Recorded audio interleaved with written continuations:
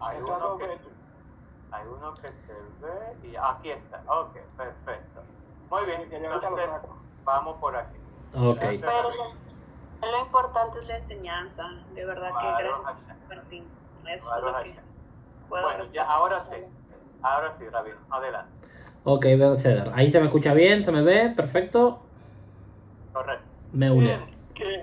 Excelente. Bueno, como dijo el Rap recién, lo que nos reúne hoy es el tema de las Midot. Bueno, en este caso, Midot Tobot, porque normalmente... Perdón, Rabino, vamos a mantener los micrófonos apagados, por favor. Gracias, disculpen. Normalmente la palabra Midot se suele traducir un poco mal. Porque literalmente Midot tiene que ver más que nada no tanto con cualidades positivas, porque literalmente la palabra midot en hebreo viene de la palabra midá, que es una medida. ¿Pero una medida de qué? Literalmente es una medida del carácter de la persona. Entonces, en este caso pueden ser tantos midot buenas como midot malas. Obviamente, hoy lo que nosotros nos queremos centrar, por supuesto, son en las midot tobot, en las buenas cualidades del carácter. Hay que tener muy en cuenta eso a la hora de la traducción y de qué es lo que significa.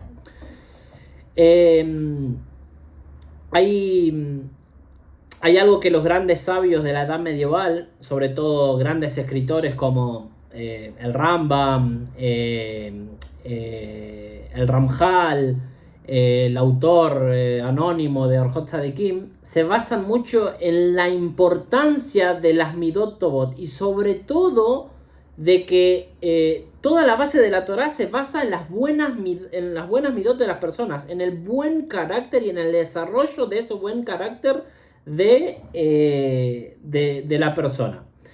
Entonces, para entender un poco esto, primero habría que entender qué no son las midot y después qué son las midot, ¿ok?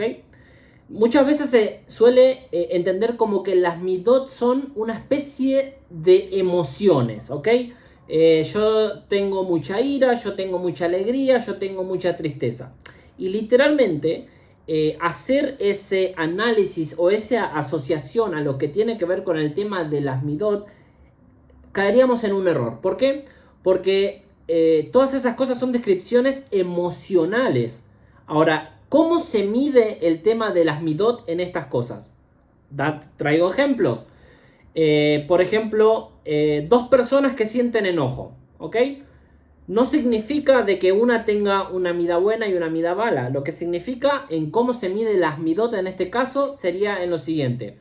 Por supuesto, los dos se enojan, pero uno sabe gestionar ese enojo y que no pase a más, y el otro explota. Entonces ahí se ve la fuerza del carácter de la persona. Ahí se ven las midot de la persona. Obviamente, hay cosas que nos pasan, los sentimientos nos pasan a todas las personas, pero es en base a cómo nosotros reaccionamos, es en cómo se miden las midot, ¿ok? Entonces, no confundir midot con sentimientos, ¿ok? Sino es en el cómo nosotros actuamos en base a cuando se presentan esos sentimientos, ¿ok? Entonces, tenemos en claro ya que no son midot, que no son sensaciones ni sentimientos, sino son cómo uno actúa cuando aparecen esas sensaciones y esos sentimientos. Entonces pasemos a ver qué sí son las midot. Como dijimos antes, las midot son una medida, ¿ok? Literalmente es una medida en la cual la persona mide y responde a la realidad, ¿ok? Entonces, podríamos decir que las midot son rasgos internos de carácter que determinan cómo la persona reacciona, cómo la persona siente, cómo la persona habla, cómo trata con otros y cómo se enfrenta a dificultades. Porque es inevitable que nos pasen cosas malas, es inevitable que tengamos situaciones difíciles, fáciles y de toda índole, pero ¿dónde se va a medir nuestras buenas midot y decir, ok, yo tengo estas buenas cualidades, por así decirlo, o este buen carácter? Es en cómo nosotros reaccionamos a esas situaciones, ¿ok? Entonces, ahí ya tenemos una breve definición de de cómo canalizar y cómo entender las midot, ¿ok? Trayendo un poco lo que trae Rav Chaim Vital en Sharei Kedushá, un libro muy estudiado de Cábala, él dice lo siguiente: es como una idea acerca de lo que mencionamos antes, basándose por supuesto en dichos de Ramjal, basándose por supuesto en dichos del Rambam y demás, de que la Torah únicamente permanece donde hay buenas midot. Rav Chaim Vital dice de que las midot son peores incluso, que las malas midot son peores incluso que las malas transgresiones. ¿Por qué? Porque las buenas midot constituyen una vasija para que esa luz que desciende de los mundos superiores cuando uno hace una mitzvah, o cuando uno estudia, o cuando uno hace buenas acciones, tenga en dónde desembocar, ¿ok? Entonces, para el sentido místico y cabalístico de esta idea, es importantísimo. De hecho, el yo tener buenas midot hace de que mi estudio, por así decirlo, mi cumplimiento, por así decirlo, de la Torah y de lo que me corresponde de la Torah, tenga y recaiga sobre un recipiente y no se pierda, que no sea una verajale batala, una bendición que se desperdicia en vano, ¿ok? Entonces vemos que a nivel místico esto es totalmente importante. De hecho, depende toda esa bendición que nosotros podemos atraer hacia nuestras vidas de que cultivemos estas buenas cualidades, estas buenas medidas de carácter, ¿ok? ¿Por qué? Porque las midot son recipientes donde la santidad puede habitar, ¿ok? Pero si ese recipiente está roto, es el mismo ejemplo de la Shevirat HaKelim, no tiene donde reposar y se pierde, se va por esas rupturas, ¿ok? Y bueno, es justamente un libro que me fascina, que recomiendo absolutamente estudiar a todo el mundo, Orjot Tzadikim, autor anónimo, no se sabe quién lo escribió, pero hasta el día de hoy, desde que apareció a la luz, no hay sabio, no hay bajur, no hay persona, no hay Talmid Jajam que no haya estudiado por lo menos una vez ese libro, porque verdaderamente te da a entender y te plantea de que el hombre, la persona, es lo más selecto de la creación. Imaginémonos que nosotros tenemos un alma, ¿ok? Un alma que es sabia y que se logra plantear los misterios que hay en los mundos superiores y en este mundo inferior. Entonces, acá entra en juego algo que también el Rab mencionó hace un momento, que yo creo que esto es lo fundamental que una persona tiene que entender para forjar las buenas midot. La Torah nos dice que el ser humano, ojo, el ser humano, toda la creación está hecho a imagen y semejanza de Hashem. ¿Y qué significa literalmente imagen y semejanza? Obviamente que Hashem no es un ser físico, obviamente que Hashem no es un ser limitado, sino me gusta mucho esta idea de que ser a imagen y semejanza de Dios significa literalmente tener las midot de Hashem, las midot tovot de Hashem. ¿En qué me baso para decir esto? En la Torah, Devarim 28:9, Deuteronomio 28:9 nos dice: y andarás en sus caminos, ¿ok? Moshe nos dice que andaremos en los caminos de Hashem, en los caminos de la Torah. Ahora los sabios preguntan: ¿cómo puede ser que un ser humano camine atrás de Hashem? Y los sabios responden algo interesantísimo, y es en lo que me baso. Así como Hashem es misericordioso, uno tiene que ser misericordioso. Así como Hashem es paciente, uno tiene que ser paciente. Así como Hashem ayuda al pobre, uno tiene que ayudar al pobre. Y como Hashem visita a los enfermos, uno tiene que visitar a los enfermos. Entonces, técnicamente, nuestros sabios nos están diciendo desde hace por lo menos 2000 o un poco más de años de que ser a imagen y semejanza de Hashem significa literalmente este tema que estamos tocando hoy: tener midot tovot. Así como las tiene el Creador, así como las tiene Hashem, nosotros podemos ser el reflejo de esas buenas cualidades de carácter de la persona. Por supuesto no vamos a ser dioses, por supuesto no vamos a ser seres divinos, estamos acá, somos seres creados, pero que tenemos en qué y cómo reflejar esa grandeza de Hashem con cosas tan simples como nuestro carácter, como nuestro enojo, como nuestro amor, como nuestro odio, cosas tan simples como esas. Entonces, ese es un punto importantísimo que recomiendo totalmente leer en Orhot Tzadikim, totalmente recomendado. De hecho, creo que es el libro insignia para poder fortalecer justamente estas buenas cualidades, estos buenos rasgos de carácter, ¿ok? La meta, entonces, no es únicamente obedecer, ¿ok? A Hashem, obedecer lo que a cada uno le corresponde en su porción de la Torá, en su porción de las mitzvot, sino que es adquirir estos rasgos de carácter, o sea, estas midot tovot, para poder preservar lo máximo posible la luz de la Torá en todos sus ámbitos, porque como dijimos antes, como dice Rav Chaim Vital en nombre del Arizal, de que para que esa luz, para que toda esa bendición que baja desde arriba hacia abajo, hacia este mundo, no se pierda, es necesario generar los keilim necesarios, los recipientes necesarios para que no se pierda esa bendición, ¿ok? Y la manera recomendable por excelencia que nos dicen nuestros sabios y que después, más adelante, nuestros sabios de estas generaciones más cercanas a nosotros también nos dicen de que, ¿cómo debemos hacerlo? Imitando a Hashem con nuestra buena conducta de carácter, nuestras midot tovot. Ahora, perfecto.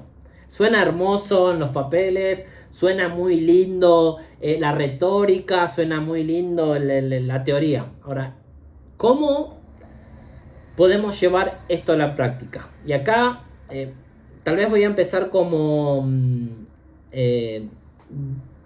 del final hacia el principio, para que se entienda un poco mejor. ¿Cómo hago yo? Es una pregunta personal que todo el mundo deberíamos hacernos. ¿Cómo hago yo para forjar mis midot? ¿Cómo hago yo para forjar mi carácter? Para construir ese carácter que me permita internalizar la Torá y el mensaje puro de la Torá y que no se pierda en el transcurso de la vida, en el transcurso del día. ¿Okay? ¿Cómo hago yo para quedarme con esos destellos de luz que me costaron tanto bajar a este mundo? ¿Qué tengo que hacer? ¿Cómo logro esto? Algo básico y fundamental es detectar de que todas las personas tenemos una inclinación buena y una inclinación mala. Calculo que todo el mundo debe conocer el concepto de Yetzer Hara y Yetzer Tov, ¿ok? Entonces, pero a diferencia de lo que se enseña normalmente, yo voy un poco más por la línea de lo que enseña Rav Shneur Zalman de Liadi, el Balatania, el Admor HaZaken, el primer Rebbe de Chabad, de que el Yetzer Hara en realidad no está en este mundo puesto para dificultarnos la existencia o para hacernos daño, sino todo lo contrario. A mi parecer, a mi entender, desde este lado por lo menos, yo veo al Yetzer Hara como un perfeccionador, un potenciador, así como existen las proteínas estas que se toman antes de ir al gimnasio o en las mañanas. Bueno, el Yetzer Hara viene a funcionar como algo así parecido, viene a potenciarnos, viene a ayudarnos, pero lo que pasa que hay que entender una cosa, y me gustó mucho esta descripción que escuché acerca del Yetzer Hara. Tenés al Yetzer Tov, que el Yetzer Tov, si bien tiene deseos, le gustan los placeres también, pero el Yetzer Tov es más calculador, analiza, mira, especula y siempre toma la decisión correcta a largo plazo. A diferencia del Yetzer Hara, el Yetzer Hara es ciego. El Yetzer Hara ve azúcar y lo quiere ahora, ve placer y lo quiere ahora, no le interesa lo que vaya a pasar después, no puede ver más allá del momento, del now, de la hora. Entonces, la gran diferencia que hay entre ellos dos es de que uno proyecta hacia adelante, a futuro, y el otro a corto plazo. Es ahora el momento y lo que pasa ahora. Entonces, teniendo en cuenta esta idea, me gustaría meter un ejemplo para que se entienda un poco más la idea. Supongamos que tenemos que estudiar para un examen importantísimo y que obviamente uno tiene que estudiar. Creo que a nadie le gusta esto. Eso es una realidad mundial. Es muy difícil sentarse a estudiar con la cabana correcta, con la postura correcta, con la cabeza correcta. ¿Y eso a qué se debe? Justamente se debe a que el Yetzer Hará no le satisface eso. El Yetzer Hará prefiere estar en Facebook, en Instagram, en TikTok, viendo videos, reels y demás. Ahora es el Yetzer Hatov el que viene y piensa y dice, no, pará, si yo no estudio, si yo no me preparo, en el momento que tenga que ir a hacer tal o cual cosa, me va a ir mal. Entonces, ahí se pone en la balanza y bueno, ahí entra el libre albedrío de uno y toma la decisión. Pero, digamos, esa es la balanza que se ve, la balanza que tenemos cada uno personalmente. Entonces, en base a esta idea, ¿cuál sería la solución a esto? Para que no que no ocurra, pero para que sea más fácil para uno, ¿ok? Y literalmente es hacer que me guste estudiar, tomando el ejemplo que puse recién, ¿no? Haciendo y diseñando que me guste estudiar, ¿ok? ¿Cómo genero eso? ¿Cómo genero un gusto? Para generar un gusto necesito generar un placer, ¿ok? ¿Cómo genero un placer? Un placer se genera en base a una necesidad, ¿ok? De hecho, esa es la definición técnica de un placer. Un placer es el suplir una necesidad. Y de hecho, si analícenlo de esta manera, las agencias publicitarias, las propagandas, te venden eso, te venden una necesidad y su producto te vende la solución, te vende el placer, te vende la felicidad. ¿Cuántas veces no viste una propaganda de Coca-Cola que cuando llega la coca todos se vuelven felices, todos sonriendo? Y en realidad lo que te están vendiendo es una necesidad, pero a la vez te están metiendo la solución. Entonces cuando vos vas a comprar una Coca-Cola, no es en realidad que vos estás yendo a comprar algo que te gusta, sino que estás supliendo la necesidad que adquiriste. ¿Ok? ¿Se entiende? Entonces, ¿cómo yo genero de que no tener este conflicto tan complicado dentro de mí para poder forjar mis buenas cualidades? Literalmente es como que tengo que acostumbrar, tengo que tener una rutina, ¿ok? Porque esto es un círculo, como dijimos antes. Tenés la necesidad, tenés el placer, y el placer genera más necesidad. Es como cuando vos te vas de vacaciones.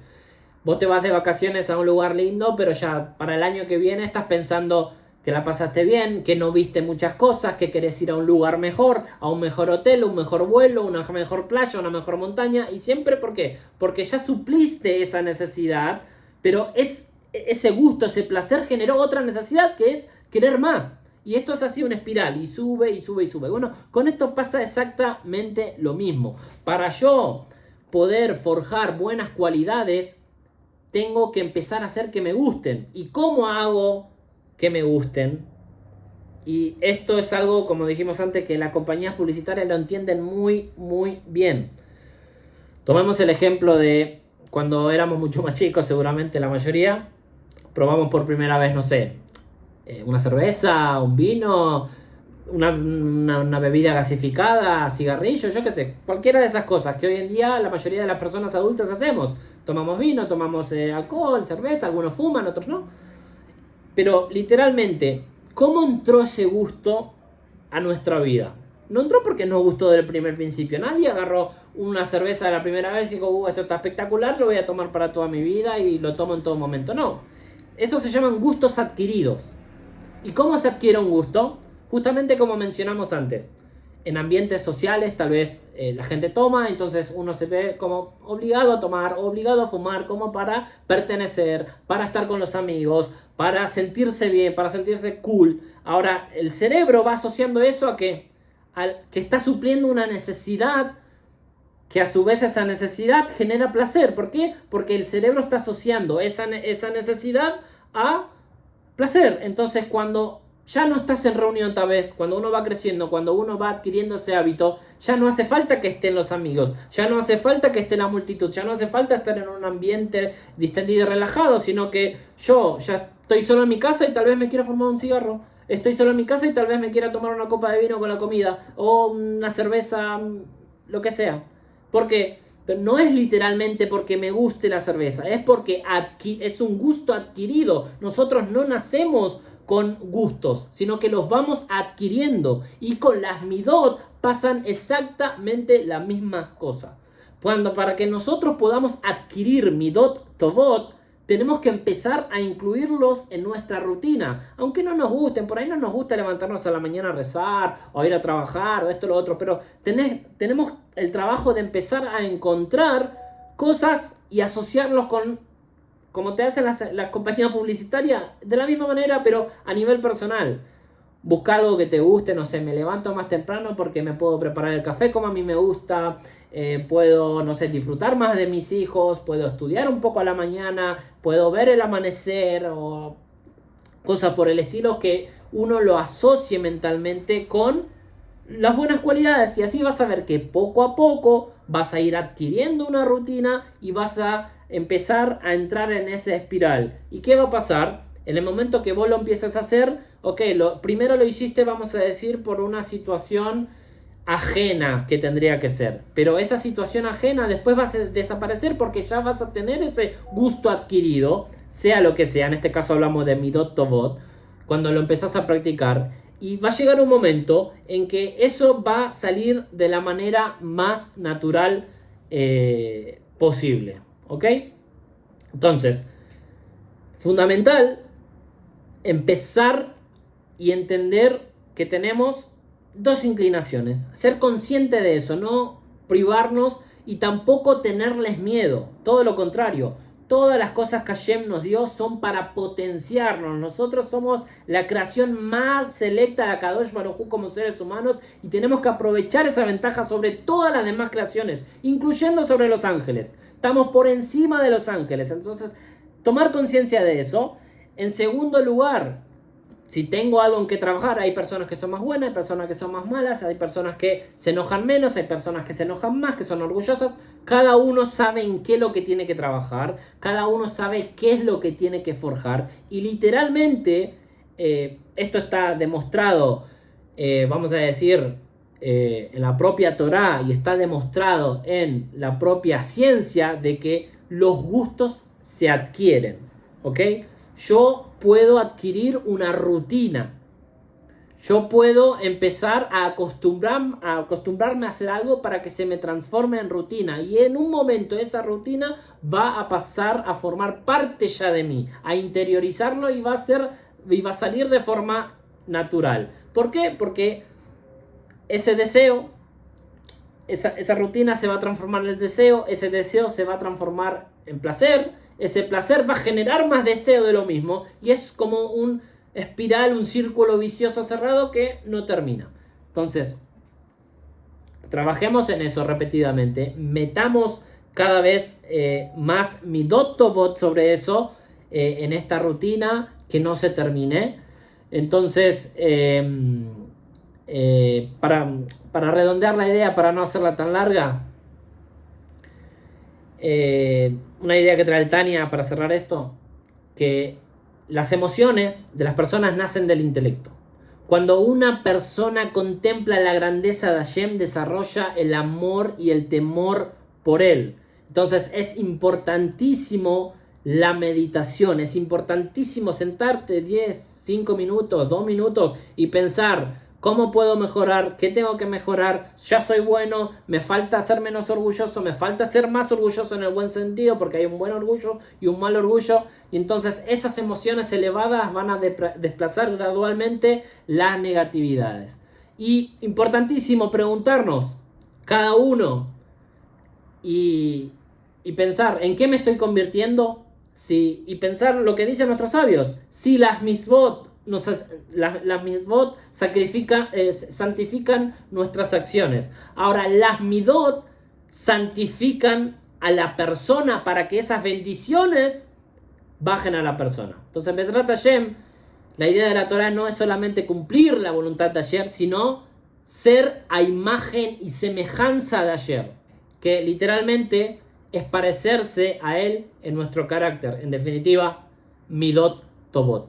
Muchísimas gracias por la invitación.